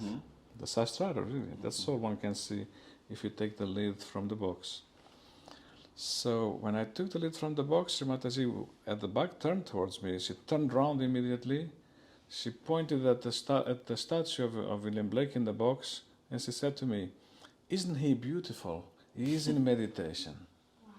I said, from that distance, just the top of the head inside the box, Mother really knows with this. The moment I take the lid, she turns around. She was talking to important people, and she tells me, "Isn't he beautiful? He is in meditation." She turned back and continued to talk to those people, because these were very important people from the Indian embassy. And so that's it. She just turned around, told me, gave me the answer to my question. You see, he's in meditation means he's not dead, you see. So, in fact, if you read some good biographies of William Blake, because some biographies are done by top experts, others are done by people who admire William Blake a lot, they write about him, they may not get all the details correctly. Even at the museum, they were calling that statue, it's a replica, it's not the original, of course. What you buy is a replica, but they were calling it the death mask of William Blake, which is not. In fact, this statue was made when William Blake was alive. He went for that session to take the mask. Out of the mask, they built that little head, which is that little statue of the bronze. They made the bronze, they made the plaster from it. And William Blake actually, if you read the biographies, they say William Blake fell asleep while they were doing this.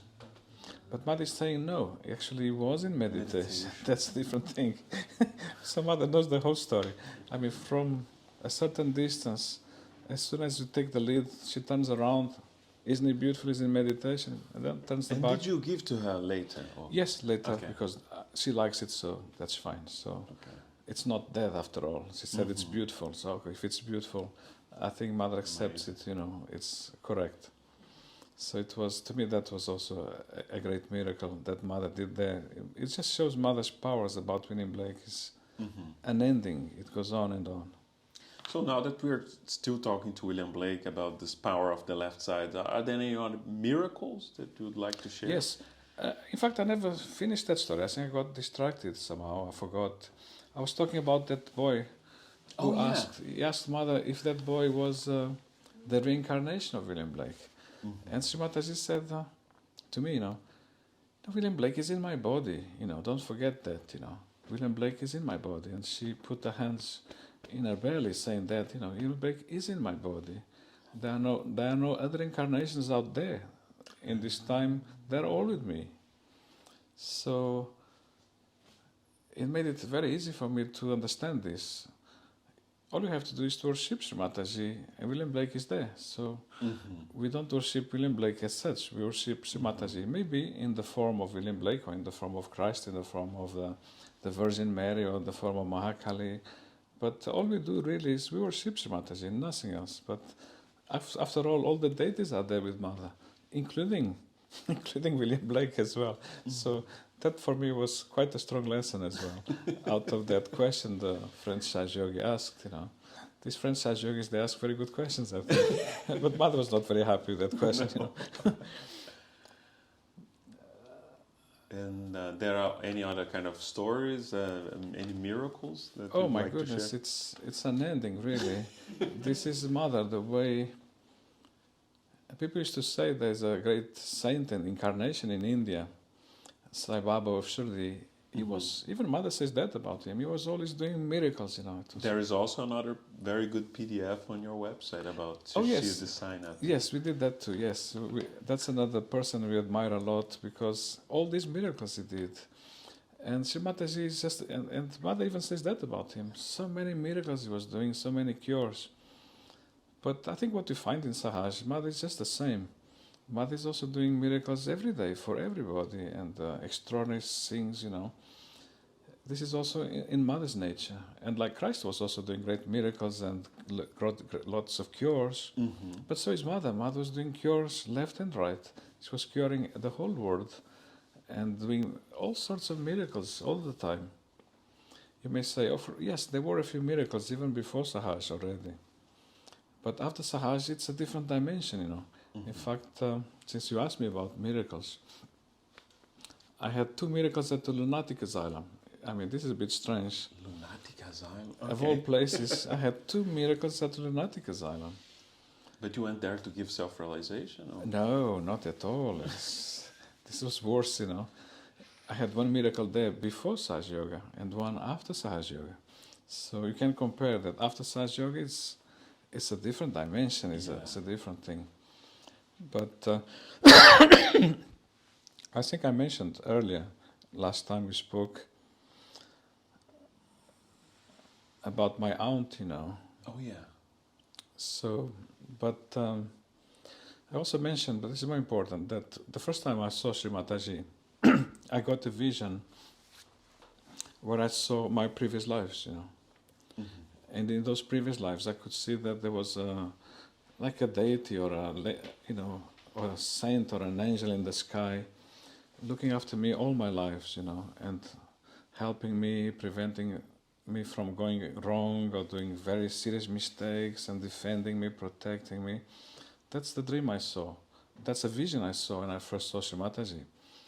And in fact, this story that happened to me at the lunatic asylum is like an example of that, how Mother can defend you and protect you from a great, great danger. And so the way it happened was, I was about 14 years old, and I didn't used to like to talk about what I want to do when I grow up. I didn't want to tell my parents that, because I thought they might think I'm mad. If I told them what I want to do when I grow up, this is not very pleasing. But as far as I remember, you knew that you would marry Carol. That much, I had stopped talking about that as I grew up, you see. I said that when I was very young, you know, and then I couldn't tell my parents what is my goal, my greatest dream in life, my goal, you know. I just couldn't tell them, and they were worried maybe, you know, maybe I need to see a shrink, you know. So there was a family friend, was a psychiatrist, and they asked him, he said, yes, send me the boy, you know. It's cheaper and it's free, in fact, if you send him to the lunatic asylum, because he works there as a shrink, you know, as well. It's free. If you send him to my private practice, it's very expensive. So, all right, send him to the lunatic asylum. It's quite a good shock therapy, because this place looks like a prison or a fortress. There are people in cages there with the metal bars, and my goodness, if you look at those people, it's horrifying. I was quite young, I was 14 years old. Very long corridors, you get lost there, you know. It's a very ancient building. And the people are not in the cages, so to say, or the cells with the bars, you know. These people are also very frightening and very dangerous. They're there for a reason, you know. And there I am. I mean, I'm not mad. It was just that there was a small problem, you know. My parents felt maybe a bit depressed, you know. Or maybe some problem. I don't want to talk about my future, what I'm going to do when I grow up, you know. I didn't want to discuss that. So that friend, psychiatrist, said, leave him to me, that I'll find out what's going on, you know. So I went there, you know. It's just one session. One session was enough. But ended up being 4 sessions, because I refused to tell him about what I wanted to do and my dreams. He knows my parents, he's going to tell them, so I didn't trust him. So in the end, he told me, I protested, I was a teenager, so I lost my patience. They told me that I was coming here once, it's 4 times now, I want the end of this nonsense, And they said, all right, that's fine, that's enough, I already wrote my report for your parents. I'm saying very nice things about you. You are a very good person, very nice. Everything's fine. There's nothing wrong with you. You are an excellent student also. It's only this problem. You are not telling me what you want to do later in life, you see. I said, all right, I'll tell you on condition. You don't tell my parents. Right, it's just between me and you. So I said, well, I want to meet God. This is what I want. I want to meet God. I want to meet Christ. I want to meet the Holy Ghost.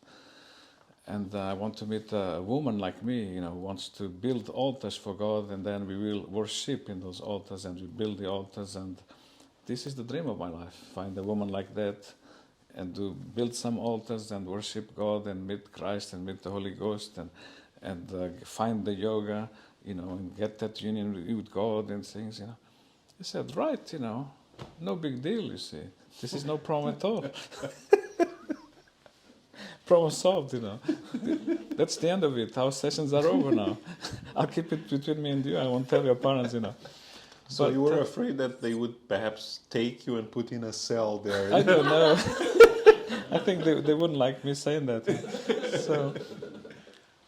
So he said, in fact, the psychiatrist said to me, there's something I can help you after all, he said. There's a little danger you might fall into the traps of mysticism or going to witchcrafts and occult. And if you do, then you could end up in a lunatic asylum. Because so many of my patients I have here are like that, They've started doing witchcraft and occult and talking to the dead spirits and all that nonsense. And this is where they ended up. And I don't want you to believe me. I'm going to show you 1 or 2 of them. So you open the door. Let's see if you can see one of his patients because some of them are loose, that is there for that reason, because of doing black magic and all that sort of thing. Considering that you are a person who has a great interest for all these mystic things, so long as you stay away from that dark stuff, dark side of things, you'll be fine, So this is how I can help you. So you open the door and it's waiting for some patient of his to come that suffers from that condition. Mm-hmm. And he said, oh, here comes one. It was a lady, you see, and she was walking with the eyes closed, and there were 2 ladies, 2 nurses holding her by the arms so she doesn't fall. Mm-hmm. And they said, see, I put her on a sleep therapy. She has to sleep a lot. And then she has to do a little exercise, so now here she comes. The eyes are closed. I said, oh, I know this lady. This is the witch that my mom goes to see, and sometimes she even comes to my place. Oh my goodness, yes. It looks like I can help you after all. I'm going to write on the report that they must not let you meet that woman. She's completely mad. She's my patient. And what's her name, he asked me, just to test if I knew her. This is the name, I know, yes. That's her. I'm amazed you even know her so well. He said, yes, she comes to our home. It's a terrible, he told me, this is a terrible woman. Absolutely mad, completely mad. No one should meet her or take advice from her or anything. So this great psychiatrist wrote on my report after all, don't let him meet this type of people or this and that. I felt this was Mother helping me to stay away from something so dangerous, which was going on in my home even, because my mom was involved with those things, So that was the little miracle in the lunatic asylum before Sahaja Yoga. But then I got a much greater miracle again at the lunatic asylum. That's a nicer one. It's because now it's with Mother. It's a nice. I think it's a much nicer story. So Shrimataji went with you to a No. asylum? No. I'll tell you the story. This is a very complicated story, but this is the Mahamaya that Shrimataji does. I was living in London and I went to Portugal because Shrimataji was coming for a Diwali puja there. Mm-hmm. And so I arrived and I spent the whole Friday with my parents because, I've not seen them for a long time. And then came Saturday and my parents felt, okay, now he's going to come with us to the lunatic asylum. My father thought that I was going to come to the lunatic asylum to visit my aunt, because my aunt, for a whole month, she lost her head. She went totally she wouldn't speak to anyone, and if she spoke, she was talking nonsense. They didn't know what is she talking about. She's talking about things that happened when she was very little, and that person. She lost her head. She ended up in the lunatic asylum. She was being treated, but there was nothing they could do about her. And my parents used to go and visit her, every Saturday, just for an hour, but they couldn't get her to speak, or if she spoke, they didn't know what she's talking about. So my father said, okay, so today, thank God you came to England now, you must come and see your aunt in the lunatic asylum. I said, Dad, Sri Mataji is arriving at that time, that the visiting time is exactly the time Sri Mataji is arriving in the airport. I want to go to see Sri Mataji at the airport, My father says, God, there'll be thousands of people there to visit, to see Sri Mataji arriving. Your aunt only has you are the only nephew. She hasn't seen you for years, and now you don't go and see her, This is very wrong, I think Sri Mataji would advise you to go to lunatic asylum and go and see your aunt, because already so many people are seeing her. I said, no, Dad, I can't, I came here for this puja. I am going to the airport, I'm sorry. My father was really disappointed, And he said, you never know. If she heard your voice, she might start talk again. She might, she might improve, or might, because she likes you, she may want to speak with you.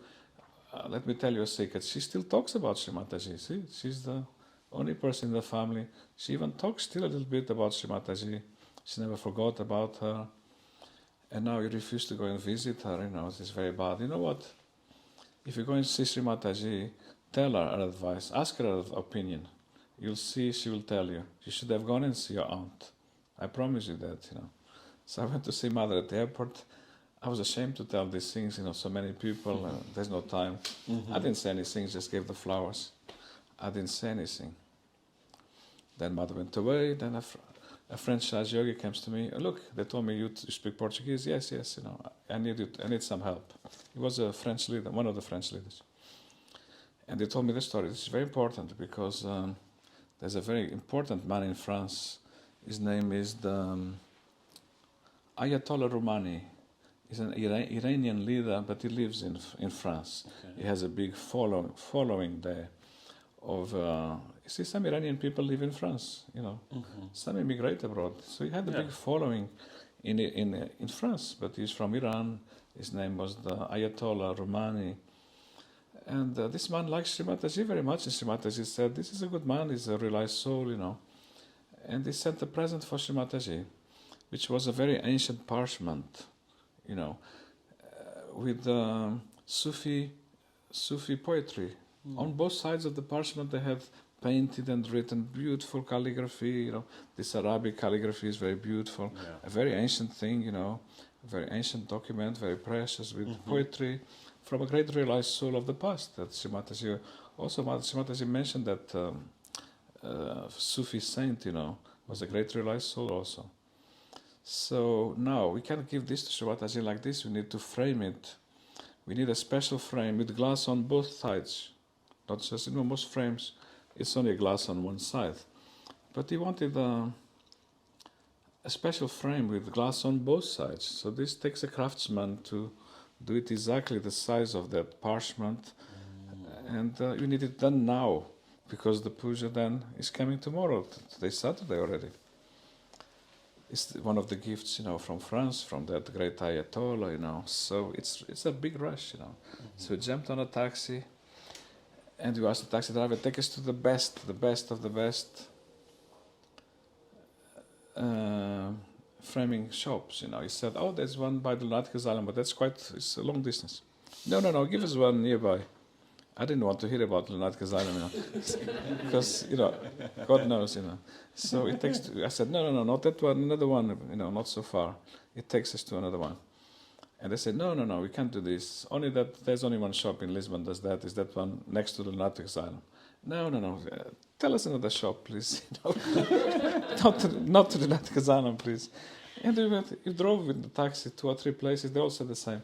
Go to the lunatic asylum. That's next to it. There's that top framings business. Oh my God. So I told this leader, French leader. He was not national leader, but was one of the French leaders. can you give a bandan, please, for this situation? I don't want to meet my parents now. They're going to think I'm crazy because I refuse to go to the lunatic asylum to see my aunt. And now if I go there just for a frame, they're going to say, after all, you could have come here to the lunatic asylum. But it's already late now. I would never have reached there on time. So we went to he started giving lots of bandans as we were driving, and we started feeling tremendous vibrations. So he says to me, vibrations are very good for going to this lunatic asylum, he says. Oh, please, I can feel the vibrations, but what I asked was a bandan, not to go to the lunatic asylum, not to meet my parents now. He said, don't worry about that. Vibrations are very good for lunatic asylum, really. Okay, so we went, So we ordered the job, and the guys told us, we better go to the coffee house there and wait. Then you come and pay. They were working on it. Mm-hmm. So this Yogi realized, you know what? He didn't have money to pay for the job also, because he had a special French card, and the ATM bank machines in the outside the banks were closed already, because it was already late in the Saturday.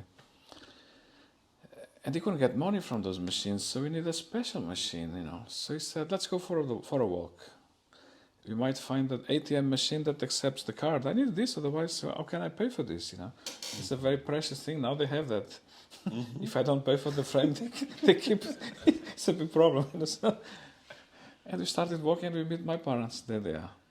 I said, what are you doing here? They asked me. I said, well, I was going to ask you the same. What are you doing here?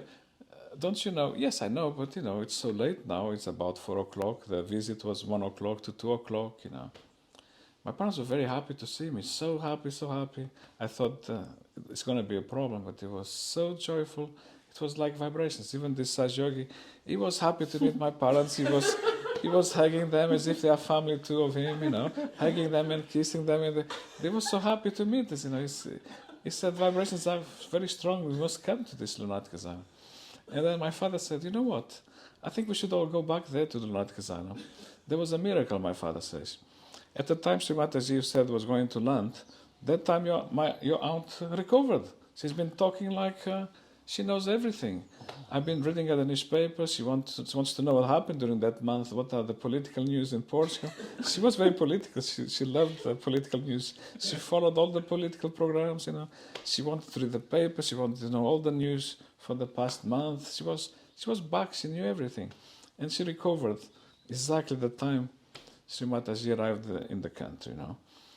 And then my father said, look, we told her that you are here, but you came here to meet Sri Mataji, not to meet her, so she's very sad, she wants to see you, so let's go there, maybe they let us inside again. But then the French Yogi said, this is great, yes, I want to go and see your aunt. I said, you can wait outside, I didn't want to see my aunt if she's, a little bit not well, No, I think you better wait outside, this is a family saying, no, I want to go and see our aunt too. I'm also part of the family. We can give her vibrations too, oh, not now, you see. And then he asked my dad, because my dad lives there, I have this card from France. Is there any ATM machine where I can use this card? Yes, inside the lunatic asylum. Oh. So that solves our problem, see. So we went there, we talked to our aunt, talked about Saj Yoga. He wanted to work on her as well. Oh my God, this lunatic asylum. Now I have 2 miracles at the lunatic asylum. But the miracles with Mother are always a bit more joyful. Amazing.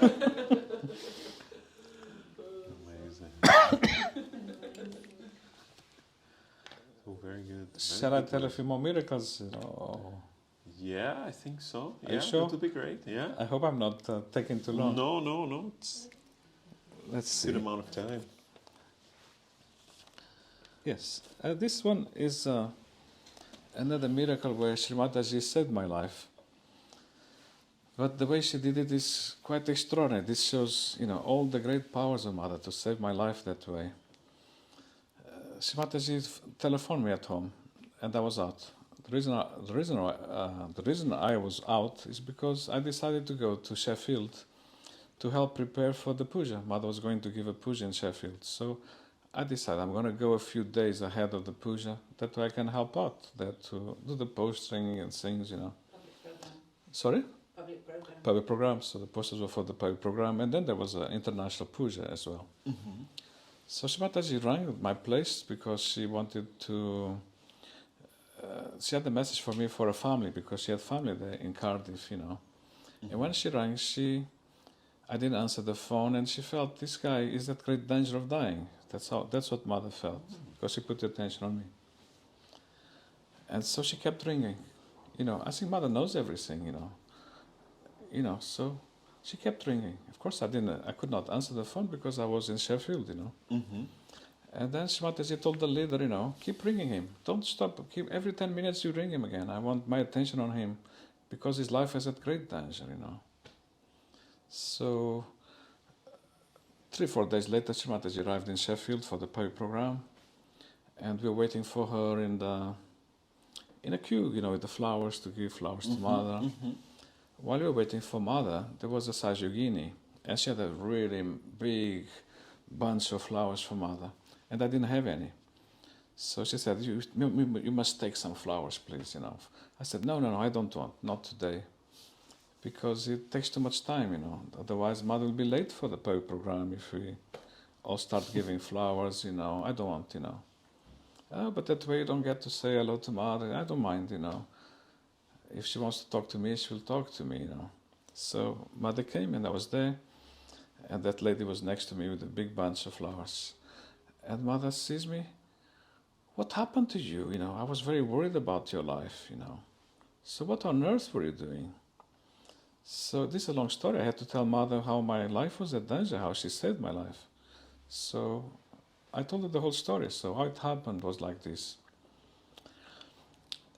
When I arrived there in Sheffield, they had done no postering yet. The reason they had done no postering, they had done no advertising for the program, because they had printed lots of posters. But then when it came to putting the posters on the walls, they couldn't find any place to put them because it's illegal to put the posters in some places, So I said, but in Portugal, I used to put these posters, Sometimes there is this places, circus, They put big posters for the circus, And after some time, if the event is already gone, we put those posters of mother on top of those. It doesn't matter, nobody minds, because we are not spoiling their posters. It's a past event. And then next time they put another poster on top of mother's program. It doesn't matter because mother's program is now in 3 or 4 days. Oh, no, we already went there. We also tried those places, and those events are valid, you see. Oh, I need to see that, let's go and see. So we went with the posters, our buckets of glue, and brushes to put them. And I looked at the posters, and I had a terrible problem, another translation problem of mine. I used to know the names of the months, in French, Portuguese, English, and even Latin, because I had studied a little bit of Latin. What a confusion. The English, Portuguese, French, Spanish, and Latin, the names are so similar. The names of the months are so similar. I look at the months on the calendar, on the circus posters, and I said, these events are all gone. This is all in the past. Let's put the posters. This is me doing the wrong translation, you see. My head melted, And they say, you are gone mad, They tell the other yogis, These events are still valid. They are going to happen this month and next month, you see. If you do this, these guys, these are gangsters, who do these posters. They'll come and finish you up. No way. I mean, I've been doing this in Portugal so long, These events are all gone. This is past. This is dead, Don't be afraid. I'm going to do it. And I started putting all the posters, and then we went to another place, more posters of the circus, and we put very, very fast, we put all the posters there of mother in that place. We had almost finished, And then a van comes and drives, right against me, against the wall, I could hardly get out of the wall because the van drove really right against me, I could hardly get out. So it was also a criminal coming. That was a warning, But I didn't realize that at the time because in my mind these events are all past. I did the wrong translations. It's a big disaster, And these yogis are just sitting there in the corner saying, today you are going to get in trouble. This is serious here. And they wouldn't do it. They were just sitting at a distance from me. because they're not mad, I'm not mad, it's just I did the wrong translation. I wouldn't have done that. So the guy says, look, you have a few seconds to get out of here. There's a second van coming. And there's about 6 or 7 of them. They come with the cricket bats. They're going to finish you up, You better get out of here. I said, you want me to remove the posters, I want you to get out of here fast, they'll finish, So we throw away the buckets behind the bush, we run away to the bus stop. The first bus that came, we got out of there, and that was it. What an narrow escape. The other van is coming. He said, the other van is coming, Get out. So he jumped into a bus, he ran away. And all the posters were up, So I was telling, this is a long story, I was telling this story to Mother. It took a long time, I didn't want to waste Mother's time now. But Mother asked me what happened, what were you up to? What were you doing? Your life was at great danger. And Mother was, keeping attention on me to save me. So the timing was perfect. We had almost run out of posters. We had put as many as we could in 2 different sites. And then comes the warning. And the guy didn't kill me. The way he drove me against the wall, I could just about get out between the van and the wall. And he said, quick, get out of here, there's the other van coming. It was that dangerous, And we had such a narrow escape, And so I was telling all this story to Mother. But during this, going through this story, because I felt that while I was talking to Mother was talking to that lady next to me as well at the same time. Mm-hmm. This is not me going bonkers. It's just never happened to me before. Mm-hmm. I'm talking to Mother. Mother is listening to this story. Mother already knows the story in any case, probably. Yeah. Meanwhile, Mother is talking to the other lady because that lady really wanted to speak to Mother. Time is short, you see. And I was listening to the 2 conversations. And last thing Mother says to her is, okay, your problem to her is of a private nature. I cannot discuss here in public. So come and see me after the program, come and see me in my room and I'll discuss that with you. And she told me, okay, Louis, you also come, I want to say something. So I said to her, all right, well, Mother invited us to her room, so I might as well take you. I was already going to go to Mother's room to take all the flowers, because that's one task they gave me. Then collect all the flowers and take them to Mother's room after the program, and Mother told me to go. So Mother also told her to go. And she said, Mother didn't say a single word to me. She says, what? Mother didn't say a single word to you? Didn't you hear Mother say, come to the room and see me after the program? No, I'm not crazy, Mother didn't say a single word. Oh no, I heard it all. Oh, you can trust me. Let's check the vibrations. Yes, this amazing Mother wants to see you, But Mother didn't say a word to me. And you were talking to her non-stop, You talked and talked and talked and talked forever, And you say, Mother was talking to me. She was talking to you. No, but while I was talking to her, I heard her talking to you as well. This is mad, So I said, you know what, you better come. It's because vibrations are saying so. She said, well, it's very rude to come without invitation. I can't, But I said, don't worry. It's my responsibility because I heard it. Mm-hmm. If I didn't hear properly, it's my fault. I take responsibility. But just in case. So after the program, I drove there, took the flowers. She came. As soon as that lady arrived, I said, oh, wonderful. I really wanted to talk to you, see. Really needed to talk to you. Very important. I'm glad you came. What made you come, though? Oh, Louis said that he heard you say that. And I said, no, actually, I never said, but I had that desire to see you. Mm. So she said, this is a good sign. Now Saj Yogis, can hear, sometimes they can hear my desires and they had the courage to act upon them.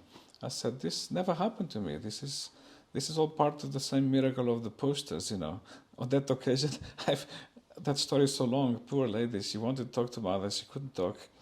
But I heard Mother talking to her. Quite a long time, Mother was talking to her at the same time. And on that occasion, I heard that. So this was a very miraculous occasion for me, this event in Sheffield. Wow. I think I told you before, I was going to tell you a story from another Saj Yogi, which I found very interesting. This is also a miraculous story. Again, I was in a... This story is about Carol, basically, but also about me, because I caused a little bit of a problem by a mistake I made. Shimataji told Carol, you gave up 2 jobs recently, This is not the right way, it's very hard to find jobs, good jobs, and you gave them up, For what reason? Oh, she didn't like those jobs, she gave them up, And mother said, this is not the way to go. Next time, try and work it out. See if you find a solution. If there's a problem, don't just run away, Try something. So she got another job there in Cardiff, which was actually in Merthyr Tydfil, which is a place where there's lots of mining there. There used to be lots of mining. And it was a certain distance from Cardiff to Merthyr Tydfil. You had to take several trains and change. It was difficult to reach.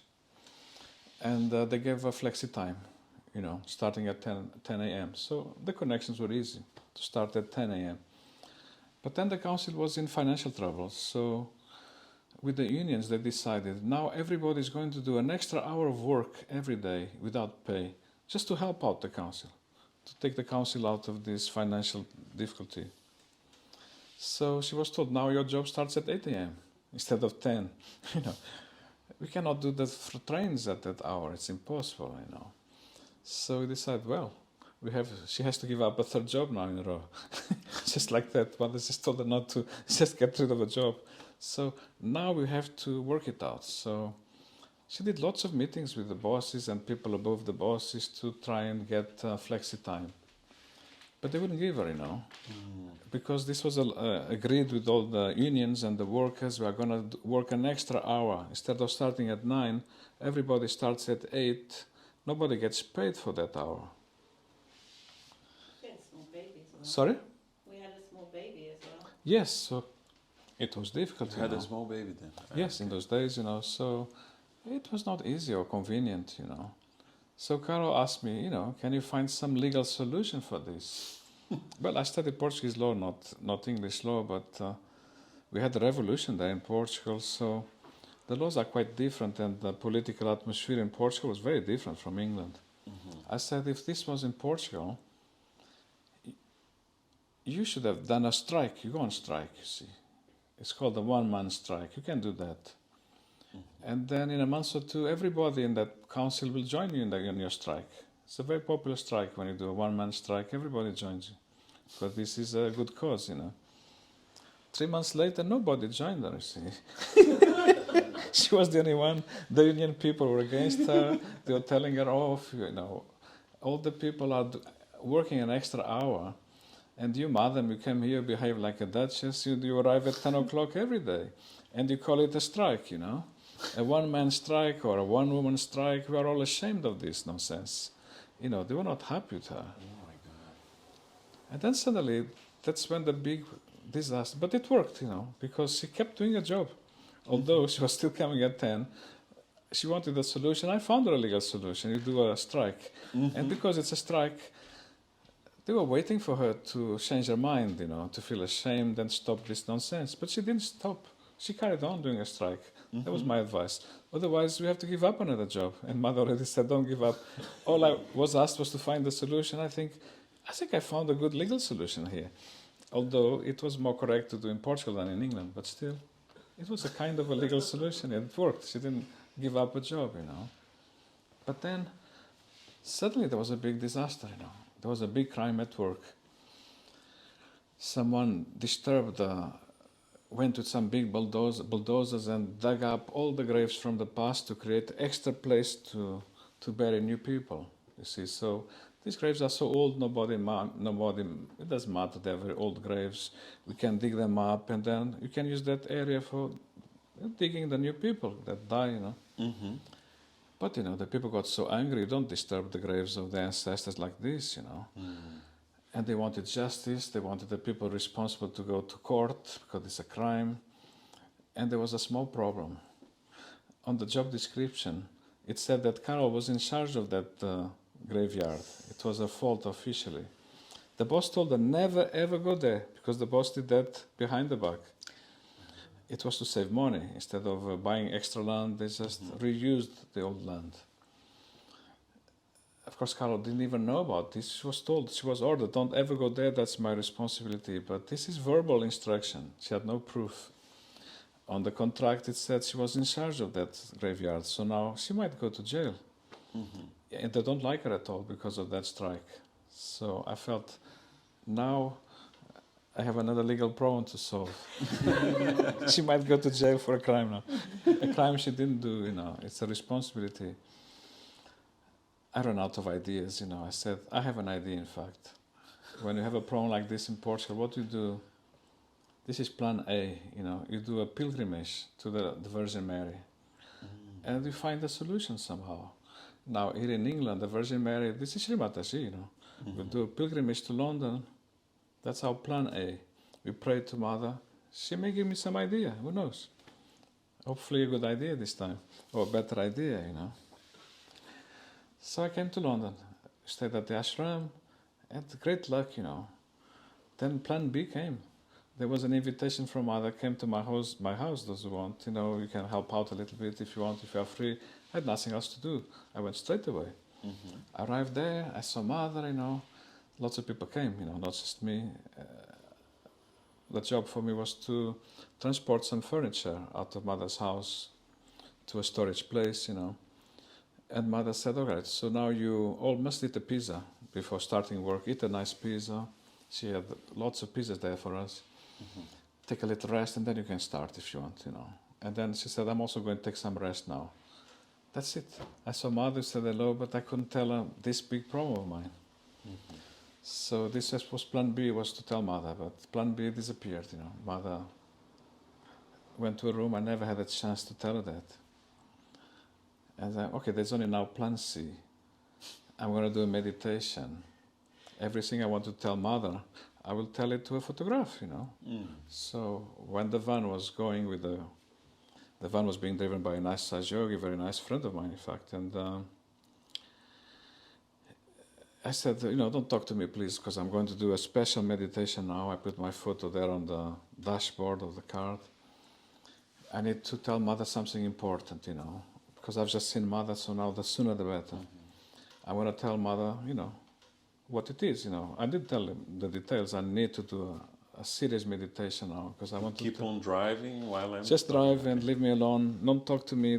I'm doing a very important meditation now. And I sat there very serious, telling the whole serious legal problem. My wife might go to jail, this, that, And he's driving me and he says, are you okay? What's wrong with you, You are making me nervous, he said. Just don't interrupt me now, please. This is very important. But you're saying out loud, he could hear. No, in silence, okay. But, if this was serious, you could see this guy, is not his normal self. Usually I'm talking, and we are good friends, so. And then I am very serious, telling the whole thing, It touches me again. I say, Louis, come on, let me show you something nice. See that building there? Yes, I see that building, Please, what's the problem? There's nothing. I was driving, he says. I was driving Mother the other day. And when Mother saw that building, she started giving bandans to that building. Oh, right. Why? Because that building has gone bankrupt, many times. It was a very important modern building. It's called Center Point. It's still there. The building is still there. Nowadays, the building became prosperous. But that building had gone bankrupt many times. Whoever bought that building went bankrupt. Another person tried to buy it, went bankrupt. And Mother was a bit, working on that. The building is empty. Brand new building, very nice, totally empty. Bankruptcy. And Mother was giving bandans to that building to help the building, you see. So he says, I asked Mother, why is it you are giving a bandan to an empty building? And Mother said, because, this bankruptcies, is not auspicious. And the reason why this happened, Mother said, is that when they're doing the foundations, they disturbed some very ancient graves. These were very, very ancient. And usually they treat them with respect and take them to a museum or to storage, And what they did, they just, I don't know, God knows what they did. They didn't do it properly. No respect for those bones, And Mother said, actually, there was a great realized soul also there amongst those ancient people. And this is very inauspicious, so if you disturb the bones of very auspicious people, it's terrible, those bankruptcies, So when he tells me the story, I said, oh my goodness. Mother gave me the answer immediately. I'm telling the problem about the graves, there in Cardiff, what happened. And Mother already gave me the answer to the problem. What you have to do now is very simple. She has to resign and put it on record in protest. He's resigning in protest for the mishandling of the cemetery. So people know that it's not the fault, it's the boss, So resign, because if you stay there, you go bankrupt or you lose your career, Yeah. This, to me, this was the message of the dream. Not the dream of Mother's talk, the Mother's story, that story. If she stays there now, her career will be finished. She may go to jail or she has to get out of there, but get out of there with some grace. So resigning in protest for the mishandling of the grave, Pass the hot potato to the boss now. And that's what she did, So the boss, was finished his career. Some of them paid big fines and everything. It was terrible. So she went to a next job. She had another job interview, and they asked her, "Why did you leave that job?" This was very embarrassing. She had left the last 3 jobs now in a row. You see, they're not very good for your CV. But now she had something to say. I left that job in protest for the mishandling of that graveyard. I said, "Oh my God, this is you! What a great professional integrity! They know." Sorry. They've seen it on the news. That's what They've seen it on the news. So you are that lady, who protested, The only one who protested. What a courage. You are a woman of professional integrity. We get the job. They gave her the job. Although she lost the last 3 jobs because she gave up, Somehow the mother is really like the Virgin Mary. She can give you a miracle. I couldn't talk to Mother. Mother gave me the answers through this little story about what she was doing there, giving bandan to through the building. driver, no? That you didn't want to speak. So when I hear stories about memories of Saj Yoga from other yogis, I like to hear those stories. You learn a lot from those stories of other yogis, There's a lot of messages that Mataji give through other yogis, right? Always, it's important to record them. You never know when these stories come handy. Like give you a big solution, like on that occasion. Yeah. So I think. Thank you so much. Not at all. Uncle Thank you very Luis. much. It was a pleasure to have you here to talk about William Blake, to talk about the miracles, and hopefully also it's clearing the left side of many yogis who are listening to this.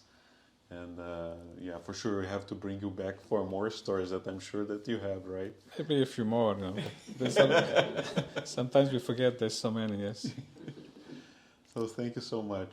Thank you so much for having Jai us. Shri Mataji. Jai Shri Mataji. Bye-bye.